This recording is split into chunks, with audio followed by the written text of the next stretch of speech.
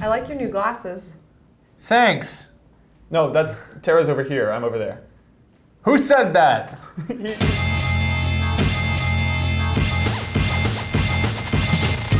We got to play around these earlier. These were our lovely editor Max Yeah, our Wink dev ordered kit them. came in. Yeah.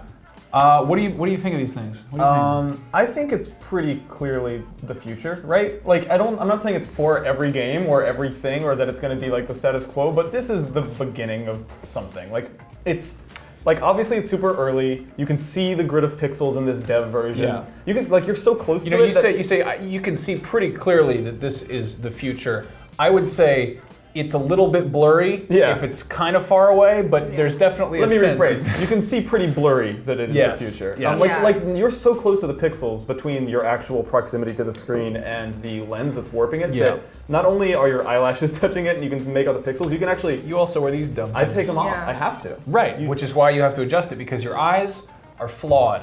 I have messed up eyes. But I was hoping in this dystopian cyberpunk future, the machines would be my eyes and it wouldn't matter anymore. What's neat is there's little knobs here you can adjust. Those will have contacts in them eventually. Yes. Yeah. They will have actually a laser inside that does LASIK for you. I'm curious. I mean, because this is obviously the dev kit. The final version is going to be different. It's going to have a higher resolution inside.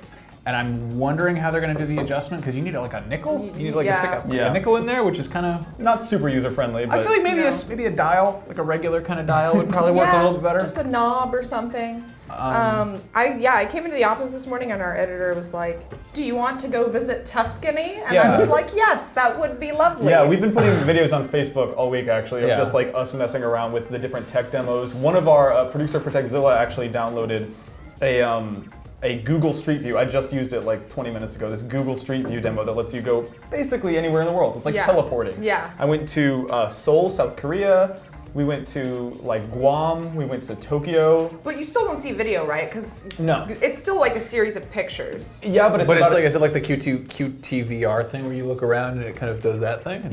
So it is pictures, but it's a trillion times more immersive than it sounds when you say pictures because like Max Wink, our editor, was he put it on and he was like in like South Korea and there was a building and he like looked up at it just like he would if he was actually standing in the streets of South Korea and was able to like read a sign up there. Like see, this is the coolest part of the Oculus Rift to me. Like forget about the games. I want like cool stuff like Street View. I heard there's like some like architecture firms are using it now to let people simulate their houses before they even get built. So cool. I know. I mean, like they have those on those shitty like take a tour of this apartment. I don't want. Games require skill, and this is a little bit too much to adjust to. I would much rather play just exploration-based stuff. I was thinking about it. We're kind of talking about there's a Skyrim mod, and it was like, well. Can you play it? It was sort of like, it might be kind of janky to play it, but we can walk around, and I'm pretty okay with just. I really just want to look at a bush. I think that's the answer for now until we figure out what this thing is for game-wise. I think it's exploration stuff, like you said, like Proteus, and then I think it's like stuff without combat. So Proteus and then terrifying things. Like Amnesia with this thing on. Like, that might be. I don't want that. It's almost too immersive, I think. It's the elephant in the room. Horror games and like shooter games, I don't know if I want to play something like that. You would lose your shit if somebody came up and touched you while you were doing that. Oh my god, we were like, there's a function where in the Tuscan Villa tech demo that I did earlier where you can just like slowly raise up and you'll like go through the roof and stuff and like you like actively flinch as you're doing it. Like it's feel so like you're gonna hit real. No, I did the thing where and it's interesting because it's not even flight. I think just a basic flight game would be incredible. Just be like, hey, I mean, they're gonna have those. That's fun in games. What if you were just a bird? What if? With 2 eyes on this. They have that War Thunder game, I think that was just announced today. It's coming there. It's like a flight combat game. Yeah. The only thing that's really shitty about it is that on the Kickstarter, this was for the dev kit, and a whole lot of people were like, give me one now. And it's like, you're not a developer. That's why we're still waiting for the regular ones, because they were filling such a huge demand. But I'm really excited to see what the finished one is. And the one that comes after that is going to be insane, I think. Yeah. I feel like there are games that have already come out that like didn't do so well that could be awesome on this. Like you remember Dear Esther? Yes. That that's pure game exploration. that everybody was like, this isn't a game, it's a movie. No. That would be amazing on the Oculus That'd Rift. be really cool. And I don't know why, but there are certain games that are pre-Oculus that I feel like would lend themselves to the Oculus. Like the entire time I was playing through Far Cry 3, which I like just finished, for some reason, all I could think about was like, God, if I could just like Sharks. look around like while I'm hang gliding, or it would be so like it's just that much more immersive. One thing I love about that game is just that you can look at your hands and your shoulders. You know what? That's what it was. That sense of as opposed to just being a gun in front of your face that looks around, you know? Yeah. Like just the driving around in a car in Far Cry 3 and being able to see like the speedometer and out the window and like pulling bullets out of your arm with your teeth and spitting them out the window. Like imagine doing that in true first person. Yeah. What I think is very interesting is this is revisiting something that pretty much got scrapped a while ago. Yeah. Like it came on too strong. VR in the early 90s just wasn't working because the tech wasn't up to speed. And I mean, there's a lot of stuff like that. You guys ever heard about the Charles Babbage's difference engine? It was a completely mechanical calculator, and he made these plans for it, but it was before assembly line industrial revolution. So all these little gears that was made to make books of mathematical equations. So it was all totally without human interaction. So there's no chance of error. And it was all made by a blacksmith, all these little tiny gears, and he never was able to finish it. It took him like years and years, and the British government was funding it, and he was like, I can finish this. And they're like, no, you can't. We're not giving you any money. You've taken forever to do this. And so these plans stayed in the basement of the British Museum, and eventually somebody in the 90s was like, what if we built one?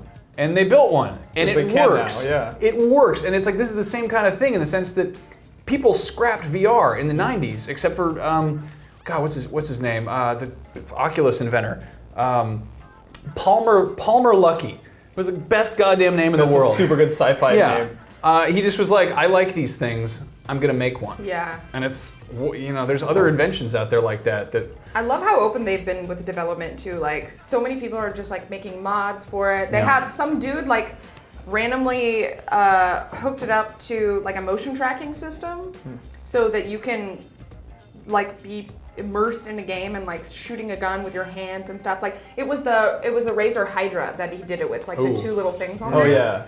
Yeah, really cool. Like I cannot wait until these actually become commercially available and people start like really leaning into it and making awesome I hope it catches on. The fact that this is Unity works really well with this. Obviously, I think that's what they probably built the demos and stuff with, and that's compatible with the PS4. So it's not really the most far-fetched thing to imagine that maybe a year or two there'll be one of these that hooks up to the PS4. Imagine Journey on this thing. Yeah, I'm sure there's a ton of PC gamers who are like, get a PC, and it's like, well, what if I want to sit on my couch? I think if you're a console manufacturer, you'd have to be an idiot to ignore this thing because it is.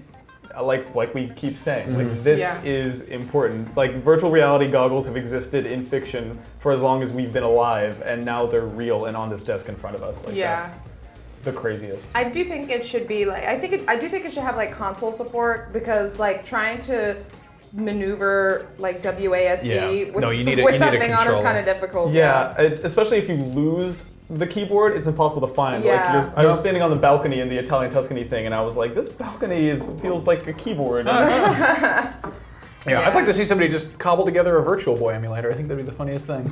It finally work. I love it when people use incredible technology for awful, idiotic purposes. I'm in support of that so much. I think it'd be the funniest thing. I think what the sweet spot might be like a sort of Blood Dragon-esque game where it's a full-on modern contemporary thing, but with the sort of trappings and stylings of a grid-based VR Tron world. Like the realism thing is the obvious angle, but I want to like walk around like a crazy mesh cyber grid thing. I'm 100% with you. I think that I hope that the people who are attracted to this are weird enough that they're not just striving for realism, because I think realism in VR is. No. I don't want that really. I don't want it either. I think it'd be upsetting, honestly. I think it'd be a little bit too immersive. I'd much rather go to places I'd never been. I'd like to be a bird or a dog or whatever. Like the Street a mouse. View I don't give a shit. I'll be an animal. I'm gonna be an animal. As amazing as Street View was, these things can take us anywhere. It doesn't have to be on Earth. Yeah. Like any fantastical realm. However, simulation. what is really funny is people being like, "Hey, I wonder if it's gonna work with The Witcher 3."